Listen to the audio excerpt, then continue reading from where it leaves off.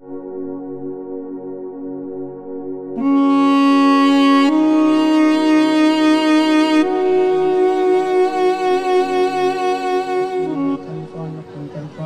ะเรียกคนตาอุลบกีตรงดาจิงเรนองเดนคอมบามาราสกัมบิลสิงห์นะลุสิงดุนะอาวาบุอมุกตันทุกตุนะมณีปูสนาไลบักตานิตัมเลงักสัสวนไปเขียวว่าอดุกุมบะมหาราสกีอามาสุงลอยนารัมบะอังมาทูเมียงเงินพัมดาอาชีสหิตะเรียกคนตาบกีนิสิงทอรัมนุมิตอาชีดามณีปูรีเนชั่นแนลคาวน์ซิลอาสามกีอาสามนะอยู่ที่สิงห์พัมดาไลกัดตามเด็ก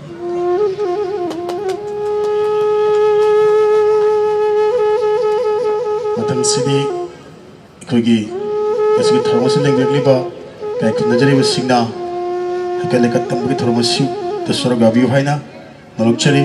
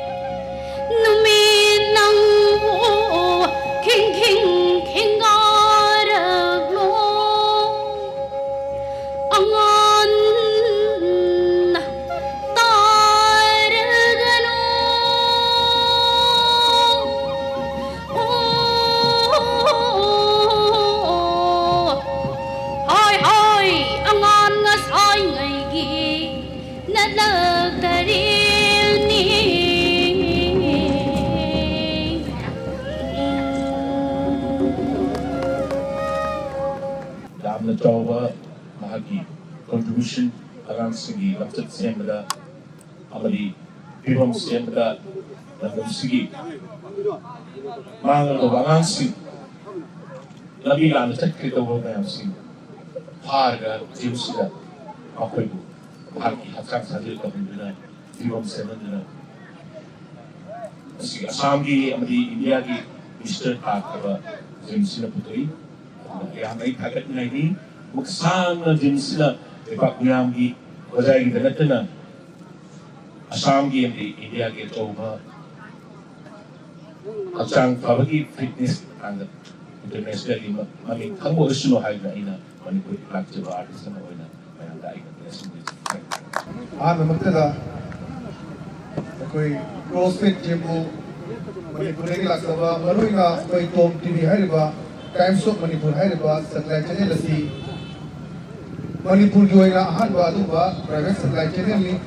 baru ina koi Doorarshan Kendra Imphal si satellite channel on berbenina government ki legakan da private jo ina ahan ba satellite channel ji koi ki Times of Manipur hai ba channel lasi ni masih aku ni Tata Sky da channel number 1973 da adu ba koi 24 hour adu live yang ko pangbi ni adu na koi nanti lecture ba si mengai jai sida koi OP dana adu ga अभी CrossFit ना अदू उम्पा अदू की society दा कोई की मणिपुरी बरू ना कोई मेरी सोसाइटी दा इधर नहा सिंगा कोई इसाना अदू बला कोई चंचल मतलब मस्जिद दा कोई नेक्स्ट कोई बा अदू उम्पा थोड़ा पैकेट पिदना सिगुम्बा लोग लाइव वाइट कर लिबा नहा सिंगो अदू उम्पा बाकी माइंडसेट नंबर चेंज तो का बखल निवासी टाइप्स ऑफ मणिपुर तो टीवी लगे जगह थकत चली अदू का बहाता न सोए कोई टाइप्स ऑफ मणिपुर ना तुआन बा और उन पुख्त ले लिबा कोई मणिपुरी में कई दाव जगह से सट लगा कोई नहीं करे कोई कमाई नहीं लिबा लुगा कोई लिबा पॉपुलेशन कमाई ले लिबा कर में लिबा है लुगी अदू मतलब दा कोई टाइप्स ऑफ मणिपुर ना पैकेज जरकनी सिगुम मयाम ऐतिहासिक ओइबा ꯑꯃꯗ ꯁꯔꯨꯛ ꯌꯥꯕ ꯐꯪꯖꯕꯒꯤ ꯅꯨꯡꯉꯥꯏꯕꯗꯨ ꯌꯥꯝꯅ ꯃꯔꯛꯇꯗ ꯐꯣꯡꯗꯣꯛꯆꯔꯤ ꯂꯣꯏꯅꯅ ꯍꯣꯖꯥꯏꯗ ꯂꯥꯛꯄꯒꯤ ꯆꯥꯟꯁꯁꯤ ꯌꯥꯝ ꯄꯛꯅ ꯐꯪꯗꯦ ꯃꯃꯥꯡꯒꯤ ꯔꯤꯀꯣꯟꯁꯤꯂꯦꯁꯟ ꯀꯩꯅꯣꯁꯨ ꯁꯦꯂꯦꯕ꯭ꯔꯦꯁꯟꯁꯤꯗꯁꯨ ꯂꯥꯛꯀꯗꯕꯅꯤ ꯑꯗꯨꯕꯨ ꯇꯉꯥꯏꯐꯗꯕ ꯊꯧꯒꯥꯏꯁꯤꯡꯅ ꯂꯧꯕ ꯉꯝꯍꯧꯗꯦ ꯑꯗꯣ ꯍꯟꯗꯛꯀꯤ ꯂꯥꯛꯏꯕ ꯆꯍꯤ 2019ꯒꯤ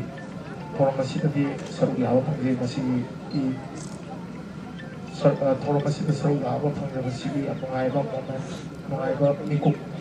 ꯑꯩꯒꯤ ꯂꯥꯏꯐꯇ ꯌꯥꯝꯅ ꯃꯦꯃꯣꯔꯦꯕꯜ ꯑꯣꯏꯕ ꯑꯃꯁꯨ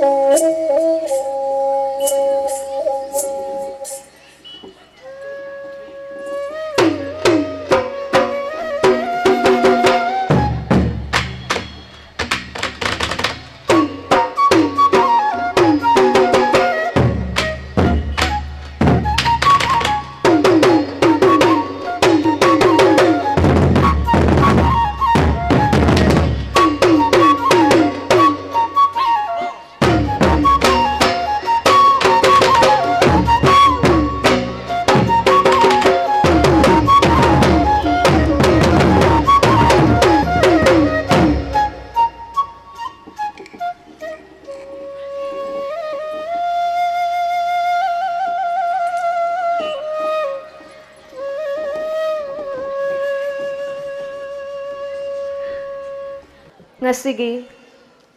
chahi taret kuntak baning sing thauram masigi maira chukhat pinabagidamagta ikai khumna jaraba mingoina panjarabada Dr. Karam Ibunghal President Assam Manipur Sahitya Parishad pu nolukna ning singjari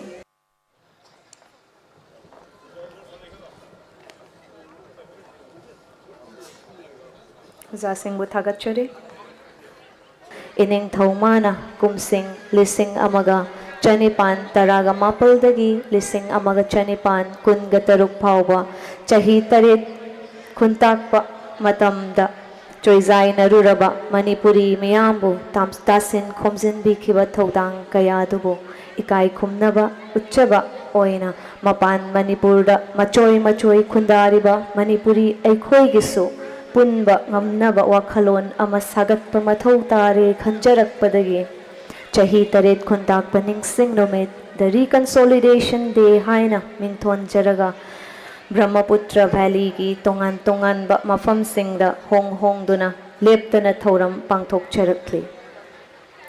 Hairiba thauram sing asida valley asida khundariba Manipur singgi maraktagi masagi oijaba kaya thadoklaga Manipuri miyam gidamak khanjaba amadi khanjaduna masagi leizaba wakhalgi pangalgi kaya puthokduna hanbanaidana thodang kayada ninghannaba leitana kathokpa Miyoi amamam khangat charaga ining thauchinglen nongdren khomba Gambir Singh gi mingda khonga che ama award ama pizai ngasi lising ani ga tara mapal gi Gauranagar Hozaida pangthok chariba thauram asisu UNESCO Manipurna ining thauchinglen nongdren khomba Gambir Singh gi mingda pibiriba khonga award phangbigadawriba miyoi adude Manipuri sagai samas asigi nibu hairabadi masagi leizaba pumba kathokpaga loinana chokthaba naidana chongthoktuna angamba thaugai pangbiriba mingoina panjarabada ikai khumnajaraba Sri Bindu Madhov Sharmani akoigi UNESCO Manipur gi General Secretary oina pubiriba Sir Sri Ramananda Sairem Chabo asigi pibiriba award asida mateng pangbinaba nolukna Hangachari. He athauba Sri Bindu Madhov Sharma nahakna telaba punsi lambi sida ninghannaba leitana kathokpaga loinana punsi gi thaugai kaya bu tungoinana nathaiduna thamlaga nahakki najati na phurukki khanduna awaba khudong thiba kaya bu nachungdana nongzu nongsa ningtham kalen bu thoidana leptana khanja hotnajarakpa ngasidi nongchup haramgi Manipur Singh leibak khunai lingledo khunjau leichau paledo masigidamak UNESCO Manipur na ining thauchinglen nongdren khombagi mingda kachaba ikai khumnajarba khonga asi athauba nafamda khutsin nazari athauba nahaki tunglam chatki punsida leipak thaugai kayabu hena pangba ngamba Chingo mana yaipa lan kubirasano haina aikoi miyam pumnamakna chingo magi mafamda thonizari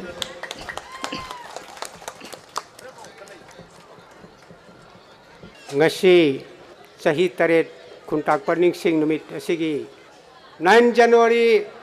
2019 haiba numit cha ai hak ki tamaktadi khaidagi hena memory oiba chiro smolni oina lehugdaba itihasta mayek lana kokpa yadna lehugdaba aduman numit na hajanangi award sibu aingonda pipiba MNC gi award selection committee jury singna aigi ming khanbirak passe hariba award se matik charba chaukhaba award se asigi ayak se matik chaba patra dinati adubu jury amasung selection committee na aiga Bindu Madhov Sharma namatik charina khanbi tuna award se pibiba award se ayak thamoi tingna ayak loksin jai ngasigi guest of honor gi pambam lang beleng sin biriba ikai khum nazaraba mingoina panjarabada Oza Shri S. Nava Sharma, State Coordinator, Department of Art and Culture, Government of India bo ngasigi thauram masiga mari leinana tentak pawarol kharadang thambiranaba oza bo nolukchari. Singlaba Yaifrava Namid Iningto Maharaj Gambhir Singh Tupkeva Namid Itihas Haiba Mayek Sin Hek Lady Makai Mutla Roidaba Adum Laba Namid January Gitang Mapan Nasisu Pang Tokli Hozaigi Gornagargi Pakla Balampak Sida Nasigi Yam the Chirama Matam Manipur, Assam, North East ki yam chiram matam sida akoi punsan rakpagi agi identity thirakpagi matam Maitai Naga Kuki haidana thinarapagi aigi haurakpami nirapagi tanja yam chiram matam sida aibu kogbirakpa aibu yohan biba organizer ngasigi ahan mamaktada aina Manipuri National Council Assam amadi UNESCO Manipur bu ahan mamaktada mayam plap punamutang khubak khuminaraga masigi nungai basem ta photo pinasi aikoi si migi mikha tharakanda migi khadang makhada migi mikha polakanda hingi haibase aikoi gi itihas aikoi gi puarina aikoi gi mangda marik chumna aikoi gi imangda taaduna thambiramlaba latamda sanaga mayekna iduna thamamaba aikoi tangkak ta aikoi gi history da aikoi se Lingjen Manadragadi, Aikoi Mikha Polaga Hingi Habese, Aikoi the Dumak Power Galakpa, Koi Tihasta, Aikoi Tambiragala, Wapum Makaneva. Maramaduna Ashikum Lava Numita share, Aikoi Laura Kanda, Karikida Makta, Numita Shida Dumlaba, Inning Show Gambir Singhana, Tawai Takriba, Punsipi Kamnakribase, Karikida Maktano. Karam na Gambir Singhana punsi pikam na krakanda ngasi Manipur da leriba organization sing Manipur government amadi mapalam da leriba sumlaba tongan ba Manipuri sing na khunda ba mafam sing da tongan ba lebak sing da kari gi damakta 9 January se aikoi na sel observe toriba pangthok liba masi pangthok pagi maru oi ba wafam sing ase aikoi na minute amatang orso koi khangmin ba gi tangai phadab du leba Maidingu Singlen Nongden Komba Kaknatana Equina Kitang Ningsing Buyabas Magi, brother Narasingazo Equina Ningsing with an Ifedi Makoyanina, Lingon to be part of Sikhi to give what he do. Hey, Narasinga Kauto, which is Chumo. Aduga, Mapalam da Kasarlam da, Lingon to be part Manipur Navy, Semaga, Britiski, Kupu Kraga, La Kiva, Aduga Chahitere, Kuntakiva dubu, my Papungam Kivigi no bit. Adubu dembe magi leki da no michida ekone ning singlibes adugi muk tawi narkan kitang ai nong thaidok charganda Manipur ki chingilamda maidingu Herachandra na ekoigi golila war haidana ekoi khudamoi na charganda sai koi tawdin haigib den kitang mumuta na koi kitang kangmi nagi sei tawbodo ekoi chamaga marphuga mangarak shuba chingden nongden khombagi gambir singana miam thoyona koigi gauragi Masi Shainan Maizage, Gauragi Dharma Changalaka and the Gambir Singa Kogiba, Adugumba Iningto, Adugi, Lake the Bin Numisida, I queen and Singbayaba, a toe Karaso, queening Sing Changi and I Tamdani, a toe Licha,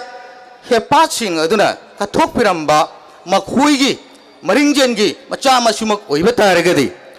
Manipuri Kunai, Makanavada, Nashi Lapiriba, Ipaicha, Kudimakna,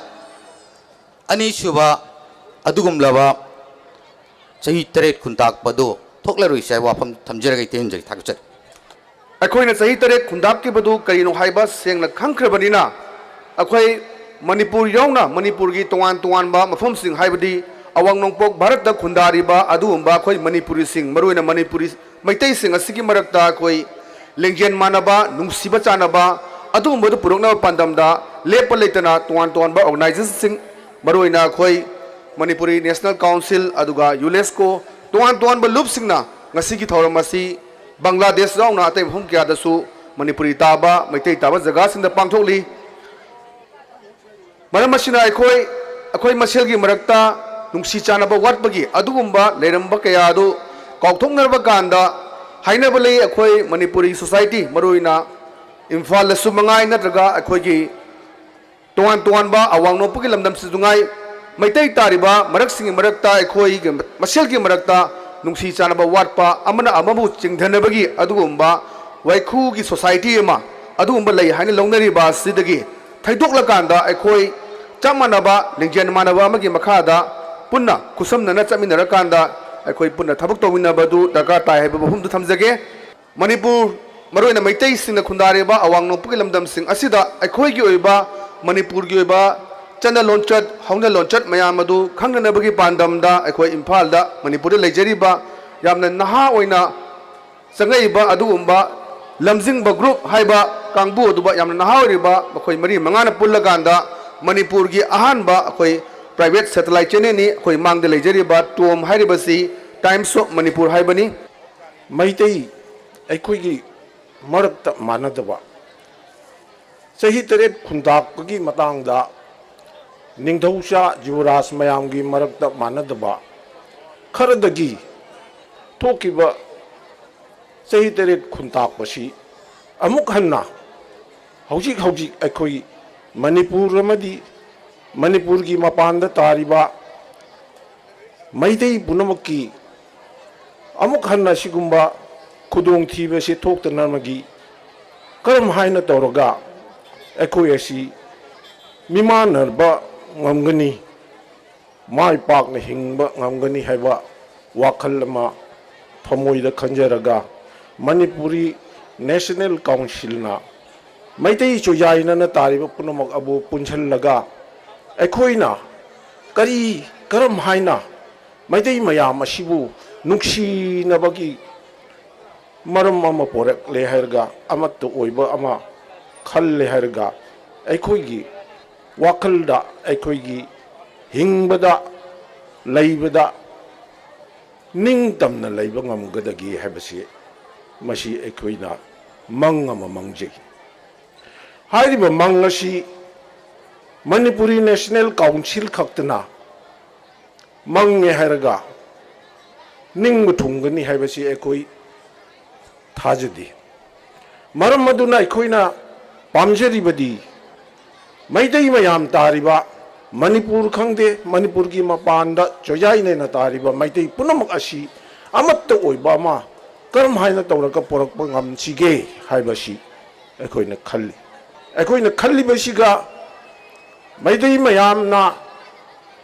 Manipuri national ꯀꯥꯎꯟꯁꯤꯜꯕꯨ ꯃꯇꯦꯡ ꯄꯥꯡꯕꯤꯕ ꯑꯃꯠꯇ ꯑꯣꯏꯕꯒꯤ ꯋꯥꯈꯜ ꯄꯣꯔꯛꯄꯤꯅꯅꯕꯒꯤ ꯋꯥꯈꯜꯗ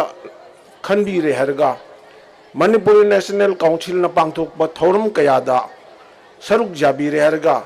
ꯑꯩꯈꯣꯏꯅ ꯈꯜꯂꯤꯕ ꯃꯪ ꯑꯁꯤ ꯃꯌꯥꯝꯗ ꯁꯟꯗꯣꯛꯆꯔꯒ ꯑꯩꯈꯣꯏ ꯄꯨꯟꯅ ꯀꯔꯝꯅ ꯆꯠꯊꯔꯦ ꯍꯥꯏꯔꯒ ꯅꯨꯡꯉꯥꯏ ꯌꯥꯏꯐꯅ ꯂꯩꯒꯅꯤ ꯍꯥꯏꯕꯁꯦ ꯃꯁꯤ ꯈꯛꯇꯅꯤ ꯍꯟꯗꯛ ꯄꯥꯡꯊꯣꯛꯈꯤꯕ 2019ꯒꯤ ꯄꯟꯆꯥꯌꯠ ꯏꯂꯦꯛꯁꯟ ꯑꯗꯨꯗ BJPꯒꯤ ꯃꯤꯔꯦꯞ ꯑꯣꯏꯗꯨꯅ ꯃꯥꯏ ꯄꯥꯛꯈꯤꯕꯤ ꯑꯩꯈꯣꯏ ꯂꯝꯗꯝ ꯑꯁꯤꯒꯤ ꯈꯨꯡꯒꯪ ꯑꯁꯤꯒꯤ ꯃꯧ ꯑꯣꯏꯔꯤꯕꯤ ꯏꯀꯥꯏꯈꯨꯝꯅꯖꯔꯤꯕꯤ H. ꯔꯥꯃꯥꯕꯂꯥꯕꯨ ꯑꯩꯈꯣꯏꯒꯤ ꯆꯝꯂꯕ ꯑꯩꯈꯣꯏꯒꯤ ꯃꯩꯇꯩꯒꯤ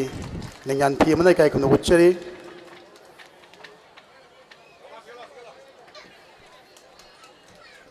ꯃꯊꯪꯗ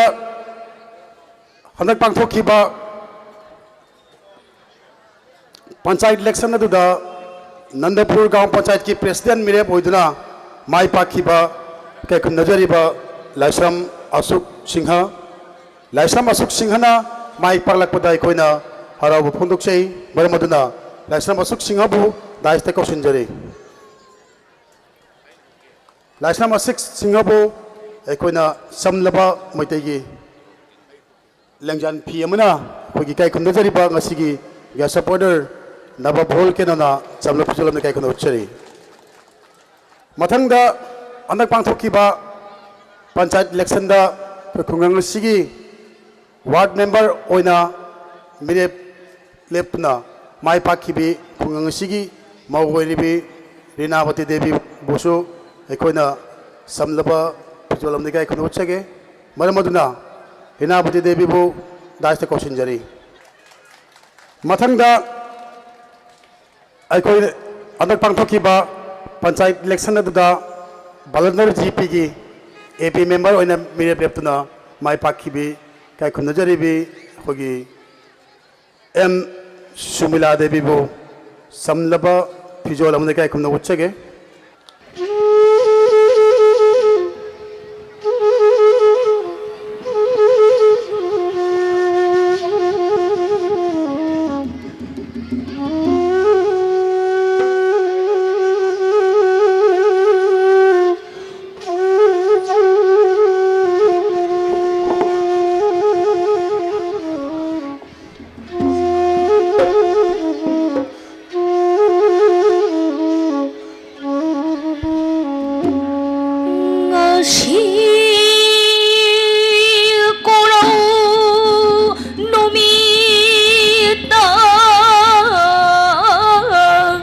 yai phô bung phom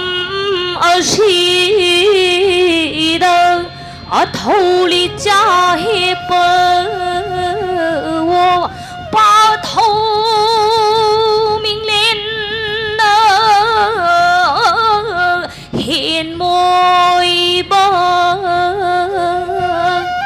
thái阳còn đại lon khi bơ na hakimar na khonggun buning na tin na lijari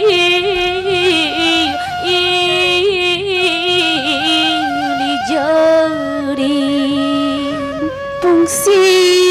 chieng chieng na lấy ma khay tung si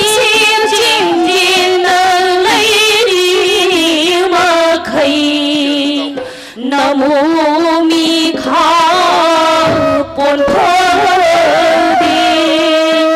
hoa sơn ya thân hin tô phơ đi hoa khơi